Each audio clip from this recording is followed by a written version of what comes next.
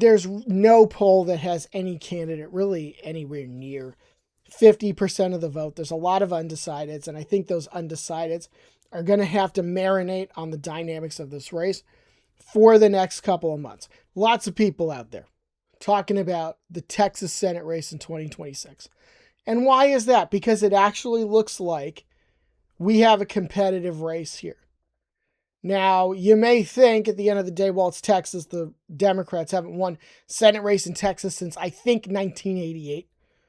So 38 years now. You're probably thinking, well, Texas is just going to vote red. Doesn't matter how competitive it looks in the polls or the dynamics of the race or anything like that, it's going to go red. Well, I wouldn't necessarily go that far.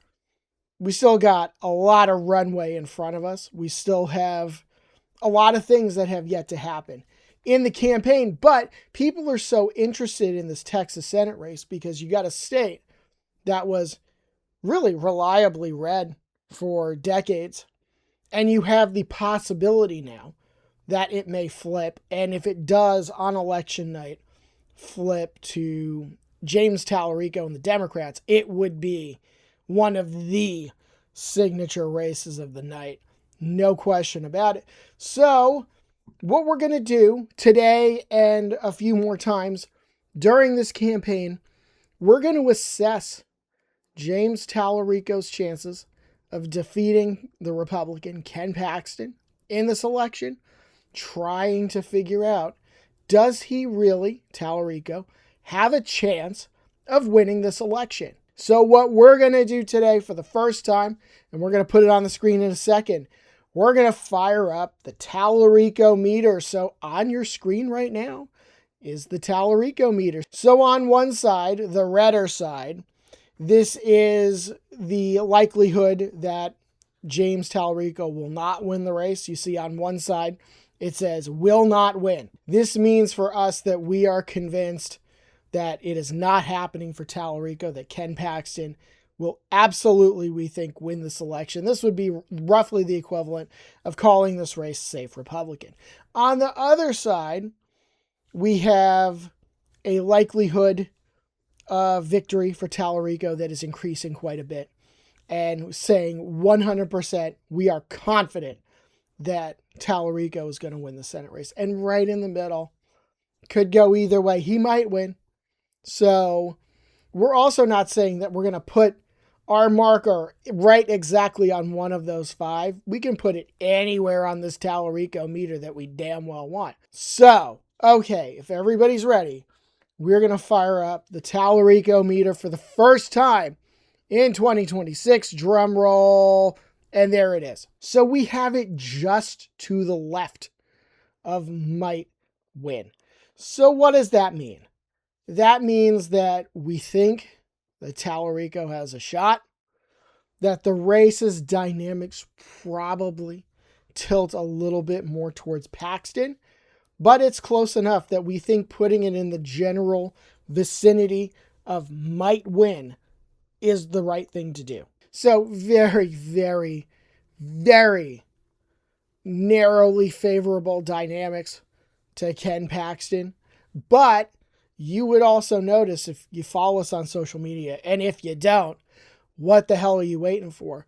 If you follow us, we did our latest Senate update on June 15th.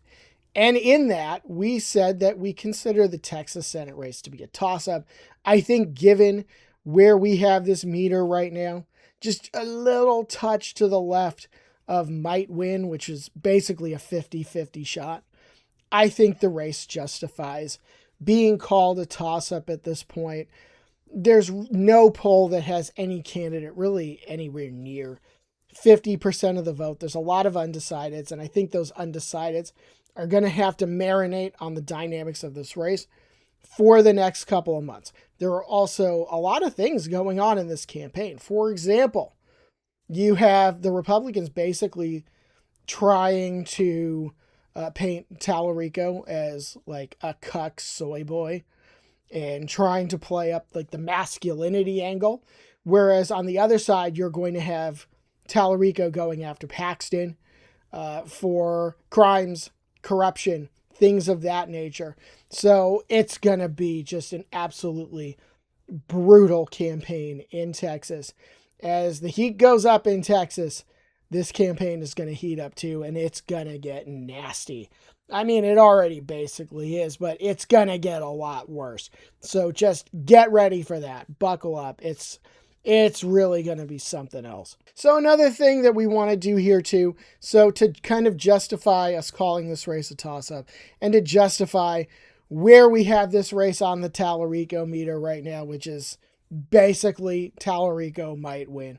Let's look at a few of the recent opinion polls. There have been 3 that have come out since the runoff took place. The first one we're going to highlight, this was a Texas A&M Recon MR Siena poll, and it had the 2 candidates tied 46 to 46. There's about 807 likely voters, it looks like, with a margin of error of 4%.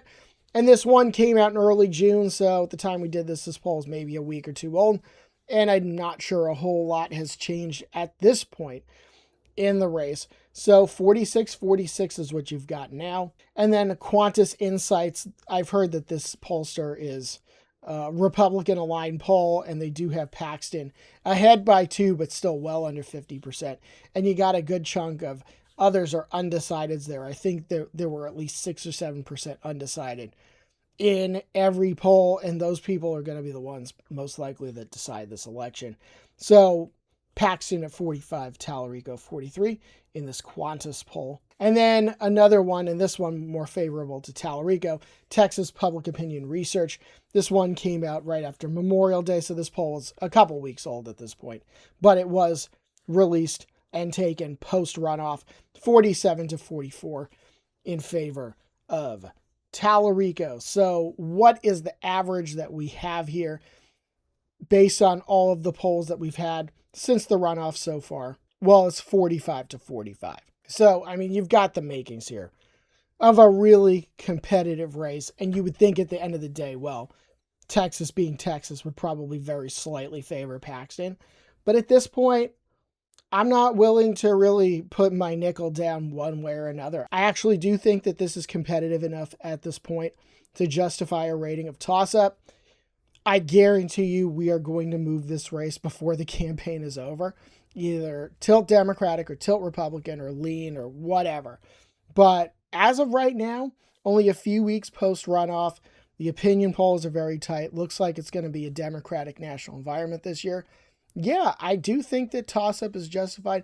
Another thing we're going to have to keep an eye on, if you want to dig deeper into the crosstabs of some of these polls, and some of these pollsters do not put out all of their crosstabs, they only do it for subscribers. I am not a subscriber to some of these polls, if they are the ones that would paywall these sorts of things, but they don't publish all of their crosstabs anyway. But I am very interested to see how Hispanic voters in Texas vote this time. Hispanic voters trended towards Donald Trump in Texas. Hispanic Texan voters, I should say. Not nationwide, but in Texas.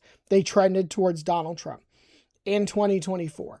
There has been some polling to suggest that Hispanics might be leaning Democratic this time.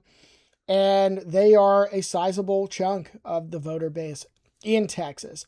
So very interesting to see how that goes. And I think Talarico knows. I've seen he's put out some ads in Spanish in the last few days with the World Cup going on, that Talarico knows that he's going to need Hispanic voters to back him. And so far, based on polling that's out there, it seems like that's a possibility. So we got to keep an eye on all of this. So way too early to say what's going to happen in the Texas Senate race. We got less than 5 months to go. And to follow more on election 2026, it's Legomicist Elections. Like and subscribe. Follow us on social media. We'll see you soon.